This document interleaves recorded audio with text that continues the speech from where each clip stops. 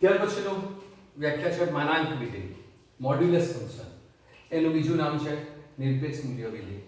તમે શીખી ગયેલા છે માનાંકમાં કંઈ પણ આવે તો તેની કિંમત ધન જ લખવાની. તમે આવું શીખેલા છે. ઋણ કિંમત હોય તો પણ ધન જ કિંમત લેવાની. તમને આવું નીચલા ધોરણમાં શીખ્યું છે, પણ કેમ ઋણ છે તેની ધન કિંમત લેવાની તમને ખબર નથી. તો એ માનાંક વિધેય શું છે, બરાબર, એની કિંમત ઋણ હોય તો પણ ધન કેમ લઈએ તે તમને આજે બતાવું છું, બરાબર. તો for all x belongs to r, તમને આ ખબર છે સંકેત. પ્રત્યેક x belongs to r માટે FR3R અને fx is equal to માનાંકમાં x. તમે આને માનાંકમાં x વાંચો છો, તમને ખબર છે, બરાબર. માનાંકમાં અથવા તો મોડ x, એનું નામ ઇંગ્લિશમાં મોડ્યુલસ છે. એટલે મોડ્યુલસ ઓફ x નહીં બોલો અને મોડ x બોલો તો પણ ચાલે, બરાબર છે. મોડ્યુલસ ઓફ x નહીં બોલો આખું અને મોડ x બોલો તો પણ ચાલે, બરાબર. માનાંકમાં x બોલો તો પણ ચાલે અને ફિઝિક્સમાં તમે લોકો માન x બોલો છો, બરાબર છે. બધું એકનું એક જ છે, બરાબર. તો માનાંકમાં x થી વ્યાખ્યાયિત થતું જે વિધેય છે એને આપણે માનાંક વિધેય કહીએ છીએ, બરાબર. તો માનાંક વિધેય જે છે તે તમે શીખેલા છે. ખાલી કિંમત કે ભાઈ માનાંકમાં કંઈ પણ હોય તો કિંમત ધન જ લેવાની છે, બરાબર. તો કોઈ પણ અનઋણ x માટે, અનઋણ એટલે ઋણ ન હોય તેવા x માટે એનું મૂલ્ય કેવું મળે? ધન મળે છે. અને જો ઋણ હોય તો તેનું મૂલ્ય શું મળે? -x બરાબર હોય છે, બરાબર. તો એ જે શબ્દમાં લખ્યું છે એને જો સંકેતમાં મને લખવું હોય તો આમ લખી શકું કે માનાંકમાં x બરાબર x, જ્યાં x જે છે તે ગ્રેટર ઇક્વલ ટુ 0. તો ગ્રેટર ઇક્વલ ટુ 0 એટલે કેવી સંખ્યા થઈ ગઈ? અનઋણ સંખ્યા થઈ ગઈ. બધી જ ધન સંખ્યાઓ તમે ગણ પરિચયમાં શીખી ગયેલા છે કે બધી ધન સંખ્યાઓ એટલે x ગ્રેટર ઇક્વલ ટુ 0 અને ઋણ સંખ્યાઓ એટલે x લેસ ધેન 0 થાય. એ તમે શીખેલા છે. તો ત્યારે તે શું મળે? -x બરાબર મળે. અને જ્યારે x અનઋણ હોય એટલે કે ધન હોય ત્યારે x મળે. તો આ ધન હોય ત્યારે શું મળે છે? x. અને ઋણ હોય તો જવાબ શું આવે? -x, બરાબર. તો પહેલા તમારો જે પ્રોબ્લેમ છે તેને આપણે સોલ્વ કરીએ. તમે આવું લખતા હતા કે -3 બરાબર પણ 3 લખતા હતા અને માનાંકમાં 3 બરાબર પણ 3 લખતા હતા. આ તો સમજીએ. આ કે તો માનાંકની વ્યાખ્યા તમે જુઓ કે માનાંકમાં x શું કે જો x ની કિંમત ગ્રેટર ઓર ઇક્વલ ટુ 0 હોય, 0 કે 0 કરતા મોટી હોય, 0 કે 0 કરતા મોટી હોય તો જવાબ શું આવે? એ સંખ્યા પોતે આવે. તો અહીંયા 0 કે 0 કરતા મોટી છે તે સંખ્યા પોતે આવી. હવે આ માઈનસ છે 3, તો x ની કિંમત લેસ ધેન 0, લેસ ધેન 0 તો જવાબ શું આવે? -x. તો જવાબ શું આવે? તો કે માઈનસ અને કોણ? તો કે માનાંકમાં જે છે તે x. તે કોણ છે? તો કે -3 છે. અને આ માઈનસ માઈનસ તમારી પાસે +3 થાય. એટલે તમને નીચલા ધોરણોમાં એવું શીખવવામાં આવેલું કે માનાંકમાં જે કોઈ હોય તેની કિંમત બધી દે ધન જ લેવાની, બરાબર. પોઝિટિવ વેલ્યુ જ લેવાની. આવું તમે શીખેલા છો, બરાબર છે. તો સમજ પડી ને કે માનાંકમાં x કેવો છે? તો કે લેસ ધેન 0 છે, બરાબર. લેસ ધેન 0 છે એટલે કેવો છે? ઋણ છે. તો જવાબ શું આવે? તો કે -x. તો માઈનસ માઈનસ પ્લસ થઈ જાય.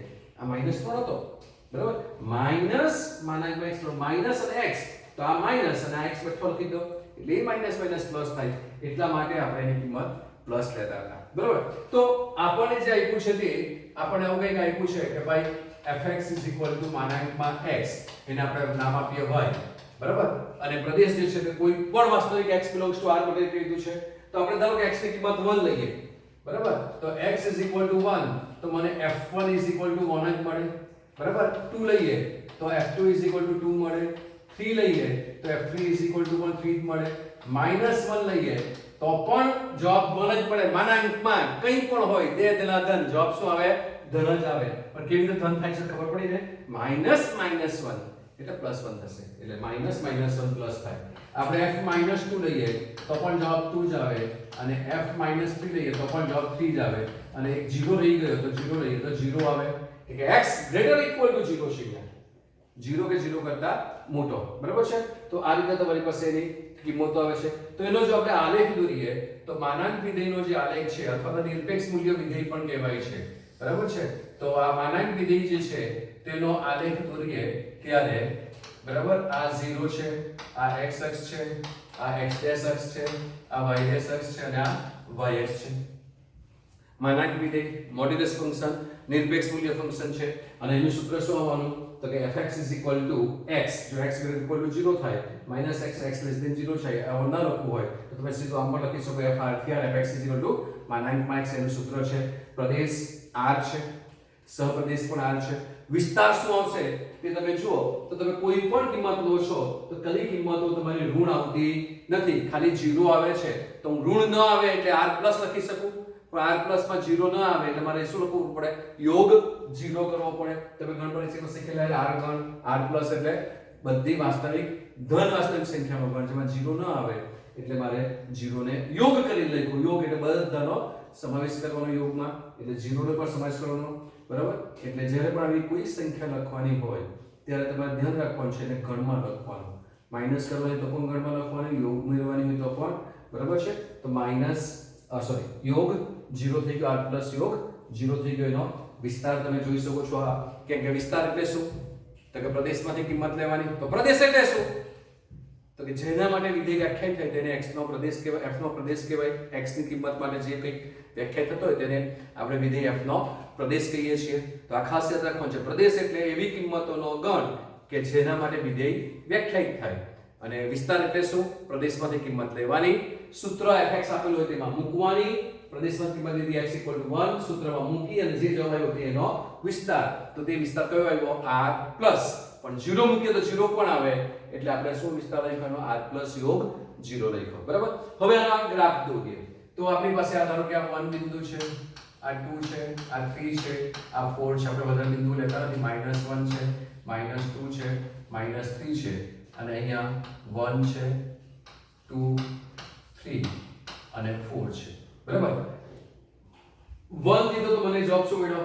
1 જ મળ્યો એટલે 1 1 મળ્યું તો 1 1 બિંદુ મળે છે 2 લીધા ત્યારે 2 જવાબ મળ્યો એટલે 2 2 મળ્યા 3 લીધા ત્યારે 3 3 મળ્યા બરાબર પછી -1 લીધો તો આ -1 લીધો તો પણ જવાબ તો મને શું મળ્યો 1 જ 2 લીધા તો પણ મને જવાબ 2 મળ્યો અને -3 લીધો તો પણ -3 મળ્યો આ રીતે લંબાવતા જઈએ એટલે 0 લીધો ત્યારે 0 મળ્યો તો માનાંક વિધેય જે છે તેનો આલેખ આવો કંઈક આવે છે બરાબર તો માનાંક વિધેયનો આલેખ આવો કંઈક બે કિરણોનો યોગગણ આવે છે બે કિરણોનો શું આવે છે યોગગણ આવે છે બરાબર છે યાદ રહેશે ને માનાંક વિધેયનો આલેખ બે કિરણોનો યોગગણ છે અને તમે જો આ ભાગ અત્યારે આપણે સ્કેલ નથી લીધો એટલે બરાબર ખ્યાલ નહીં આવશે આ ભાગ જો કાપો અને એને ડાબી બાજુ જો લગાવી દો તો તે બેઠો જ એ ભાગ હોય છે બરાબર પેલા ડ્રોઈંગમાં તમે ફ્રી હેન્ડ આકૃતિ દોરો તો આ બાજુ દોરો તેવું બેઠું આ બાજુ કોપી પેસ્ટ કરતા તો તે રીતનો કોપી પેસ્ટ કરો તો થઈ જાય એટલે આ જે આલેખ છે તેને શું કહેવાય y અક્ષ પ્રત્યે સંમિત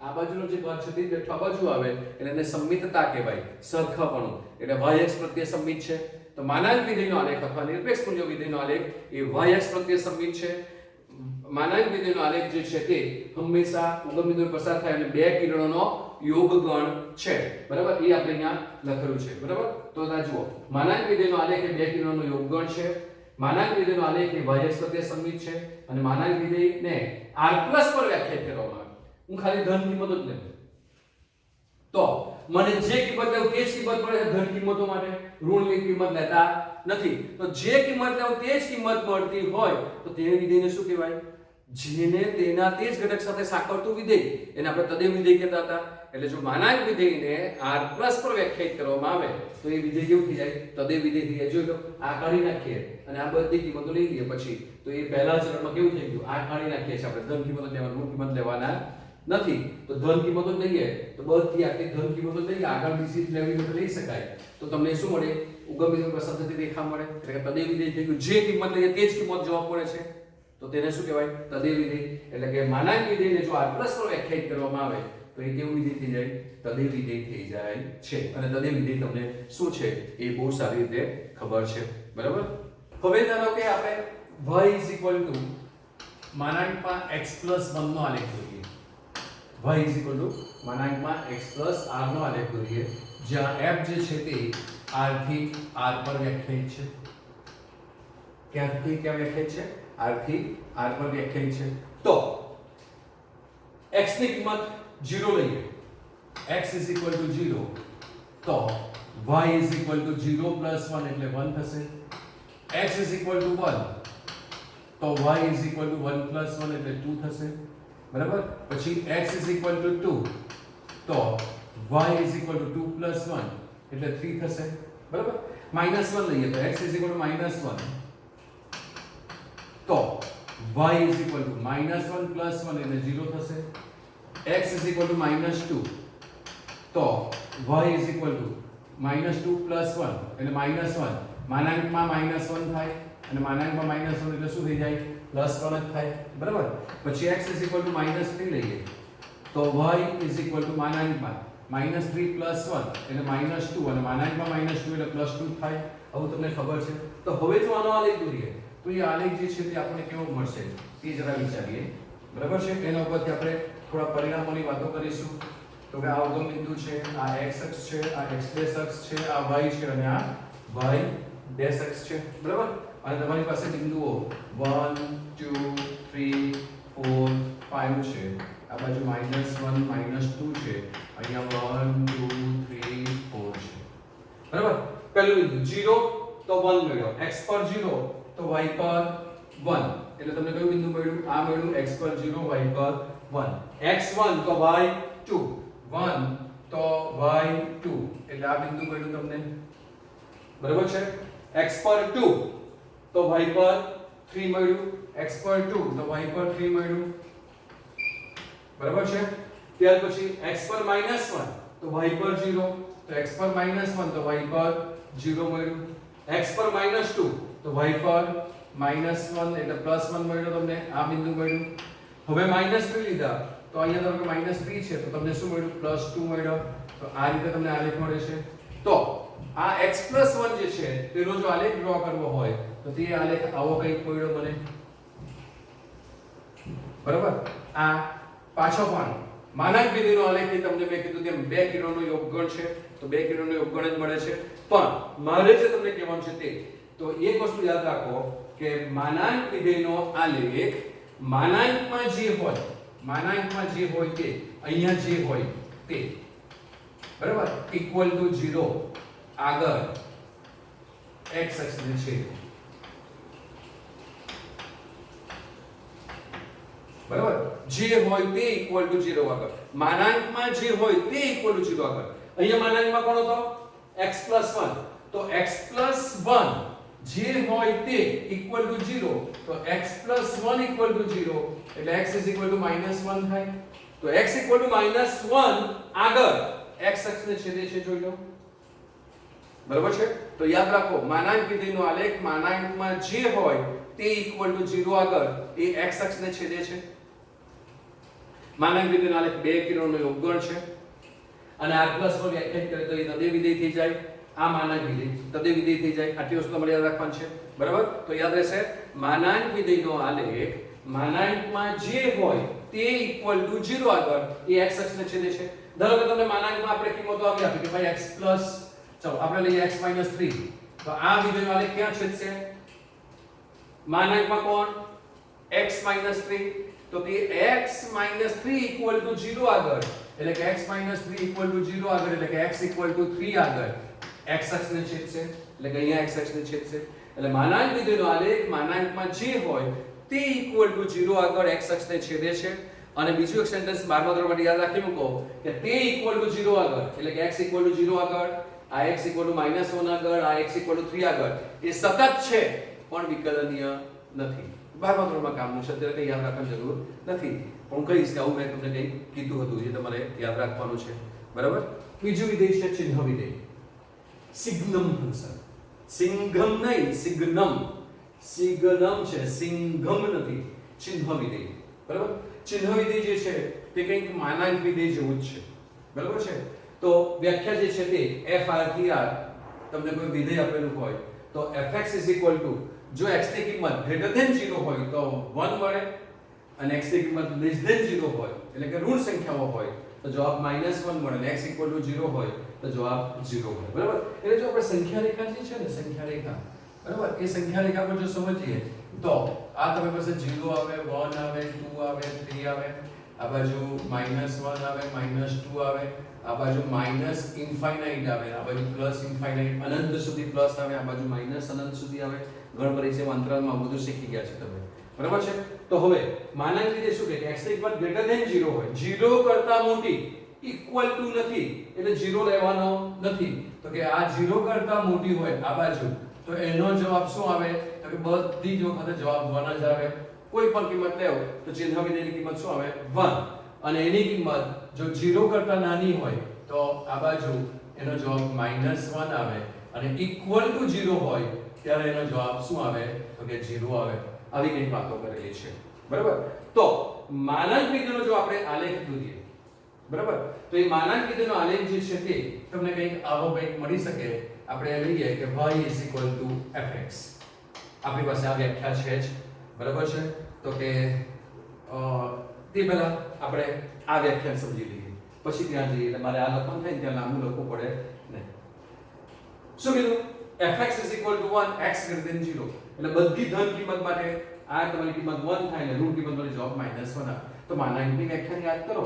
માનાંકની વ્યાખ્યા શું હતી? તો કે માનાંકની વ્યાખ્યા બરાબર આવું કંઈક હતું કે જવાબ x જ આવે જો x > 0 અને -x આવે જો x < 0 હોય. આ માનાંક વિધેયની વ્યાખ્યા હતી.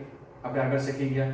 માનાંક વિધેયનો આલેખ હંમેશા ઉગમ બિંદુમાંથી પસાર થાય, બે કિરણોનો યોગગણ છે, બરાબર છે? તમને ખબર છે એને નિરપેક્ષ મૂલ્ય વિધેય પણ કહેવાય. અને માનાંકમાં x = x થાય આ વ્યાખ્યા જે છે તેને હું વારંવાર 12મા ધોરણમાં ઉપયોગમાં લઈશ. બરાબર? થોડી વારે આવશે. બરાબર? તો માનાંકમાં x બરાબર શું થાય? x, જ્યાં x > 0 અને -x થાય જ્યારે x < 0 હોય. તો આ વસ્તુ તમને યાદ છે. તો હવે મને આ વ્યાખ્યા શું કહે કે x ની કિંમત > 0, એટલે x ની કિંમત > 0 ત્યારે જવાબ શું આવે? 1 આવે. તો x ની કિંમત > 0 ત્યારે 1 આવે અને x ની કિંમત < 0 ત્યારે -1 આવે. હવે આ x ≠ 0, x એ 0 નથી. આ 0 જે છે તે x એ 0 નથી. તો x કોણ હોઈ શકે? કાં તો 0 કરતા મોટી સંખ્યા હોઈ શકે અથવા તો 0 કરતા નાની સંખ્યા હોઈ શકે. તો x ≠ 0 એટલે મારી પાસે બે સંખ્યા તો અહીંયા આવી શકે. ક્યાં તો x < 0 હશે, ક્યાં તો x < 0 હશે. 0 નથી તો 0 કરતા મોટી સંખ્યા હોય, ક્યાં તો 0 કરતા નાની સંખ્યા હોઈ શકે. ચલો 0 કરતા મોટી હોય તો માનાંકમાં x નો જવાબ શું આવે? તો કે માનાંકમાં x નો જવાબ આવે x આવે. અને જો 0 કરતા નાની હોય તો જવાબ શું આવે? તો કે માનાંકમાં x = -x આવે. પણ ચિહ્ન વિધેય તો મને કે 1 અને -1 જોઈએ. તો મારી પાસે આ જે બે વિકલ્પો છે તેમાં હું આમ લખી શકું ચિહ્ન વિધેયને કે માનાંકમાં x/x લઈ લઉં. બરાબર? અહીંયા પણ માનાંકમાં x/x લઈ લઉં. તો જવાબ શું આવે? માનાંકમાં x નો જવાબ શું આવે? -x. બરાબર? તો માનાંકમાં x નો જવાબ આવ્યો -x અને છેદમાં x. એટલે મને કોણ મળી ગયો? -1 મળ્યો. એટલે કે x < 0 હોય, x < 0 હોય એટલે જવાબ શું મળ્યો? -1 મળી ગયો. એટલે મને આ જવાબ મળી ગયો -1. અને જ્યારે x < 0 હોય તેને હું આમ લખી દઉં તો મને જવાબ શું મળે? તો કે x/x એટલે કે 1. એટલે x < 0 હોય ત્યારે મને જવાબ શું મળી જાય? 1. એટલે તમારી પાસે ચિહ્ન વિધેય જે છે તેની બીજી સરળ વ્યાખ્યા લખવી આવી કે 0 જ્યારે x = 0 હોય ત્યારે અને બાકી ≠ 0 હોય, 0 સિવાયની સંખ્યા એટલે કઈ? તો બધી સંખ્યાઓ આવી ગઈ ≠ 0 એટલે તો ત્યારે માનાંકમાં x/x લેનો જવાબ આવે. જ્યાં 1 અને -1 મળે તે કેવી રીતે આવે તે મેં તમને બતાવ્યા છે. બરાબર? એટલે આ જે વ્યાખ્યા છે તે આ. બરાબર? તો માનાંક વિધેય ચિહ્ન વિધેય જે છે તે તમારી પાસે આ ત્રણ જ કિંમત ધારણ કરે છે 1, 0 અને -1. એટલે માટે એનો વિસ્તાર કહેવાય. કોઈ પણ કિંમત પૂછો જવાબ તમારે લઈ જવાનો, જે આપણે આલેખ દોરીશું તેમાં જોઈશું. એટલે એનો વિસ્તાર શું છે? તો કે -1, 0 અને 1. પ્રદેશ R છે, સહપ્રદેશ પણ R છે. બરાબર? તો એની કિંમત જે છે તે તમે વિધેયનું મૂલ્ય, ચલનું જે મૂલ્ય છે તે જો એ ધન હશે તો એનો જવાબ 1 આવશે અને ઋણ હશે તો જવાબ -1 આવશે. તો આપણે અહીંયા આ વ્યાખ્યા લખીએ તો 0 x = 0 હોય ત્યારે અને માનાંકમાં x/x ત્યારે તો કે x ≠ 0 હોય ત્યારે છે. બરાબર? તો x ની કિંમત આપણે 0 લઈએ તો જવાબ શું આવશે? f0 = 0. આમાં 0 મૂકીએ તો 0 આવે. x = 1, x = 1 તો f1 બરાબર જવાબ શું આવશે? તો કે x હવે 0 નથી. બરાબર? અથવા તો તમે આમાં કિંમત મૂકો કે x = 1. 1 એટલે કોણ? મેં <0 લીધો તો જવાબ શું આવે? 1. 2 લેવ તો પણ જવાબ 1 જ આવે. 3 લેવ તો પણ જવાબ 1 આવે. 4 લેવ તો પણ જવાબ 1 જ આવવાનો. એટલે 1 લેવ તો પણ 1 જ આવશે. f2 લેવ તો પણ 1 જ આવવાનો. f3 લેવ તો પણ 1 જ આવવાનો. f2.2 લેવ તો પણ જવાબ શું આવવાનો? 1 જ. f3.3 લેવ તો પણ જવાબ શું આવવાનો? 1 જ આવવાનો. કોઈ પણ કિંમત લઈએ જવાબ આવવાનો 1 જ. અને બધી ઋણ કિંમત લેવા તો જવાબ શું આવવાનો -1 ઋણ કિંમત લેવા તો -1 કોઈ પણ કિંમત લઈએ ઋણ જવાબ શું આવવાનો -1 આવવાનો તમે અહીંયા મૂકી દો તો પણ ખબર પડે તમને કે અહીંયા માઈનસ માઈનસ પ્લસ થઈ જાય છેદમાં માઈનસ એટલે પાછો માઈનસ જ લેવાનો ઉપરની સંખ્યા તો સરખી જ છે એટલે જવાબ શું આવે તો કે માઈનસ કિંમત લઈએ ધારો કે આપણે લઈએ f -1 તો જવાબ 1 બરાબર f -2 લઈએ તો પણ જવાબ શું આવશે તમારી પાસે -1 જ આવવાનો તમારી પાસે કોઈ પણ કિંમત મૂકો તો એનો જો આલેખ દોરીએ તો એ આલેખ જે છે તે આવો કંઈક આવે આ ચિહ્નો વિધેયનો આલેખ છે 0 x x y x x dash x અને y dash x છે બરાબર તો 0 લીધો જવાબ 0 વેરી ગુડ તો આ 0 લીધો જવાબ 0 પછી જેવી કિંમત મેં 1 લીધી કે 0.1 લીધી ચાલો 0.1 લીધી તો મેં આ 0.1 લીધી કિંમત અહીંયા 1 છે અહીંયા 2 છે બરાબર અહીંયા 3 છે અહીંયા આપણી પાસે 1 છે અહીંયા -1 છે અહીંયા -2 છે અહીંયા -1 છે સોરી અહીંયા 2 છે -1 અહીંયા લખવાનો હતો અને અહીંયા -2 છે તો જેવી મેં કિંમત લીધી એની ભાઈ 0.5 તો પણ એનો જવાબ એ આવ્યો ગ્રેટર ધેન 0 એટલે 1 જ આવ્યો 0.6 તો પણ આ જ આવ્યો પોઈન્ટ આ આવ્યો પણ આ કિંમત તમારી આવતી નથી 0 લેવું ત્યારે કોણ મળે છે 0 મળે છે આ નથી મળતો 0.1 લીધી ધારો કે આ 0.1 લીધી અહીંયા ખબર પણ ના પડે તો મને અહીંયા 0.1 મળશે તો મારી પાસે જે કિંમતો જે છે તે આના સિવાયની બધી આ કિંમતો આવતી જશે ઋણ લીધી તો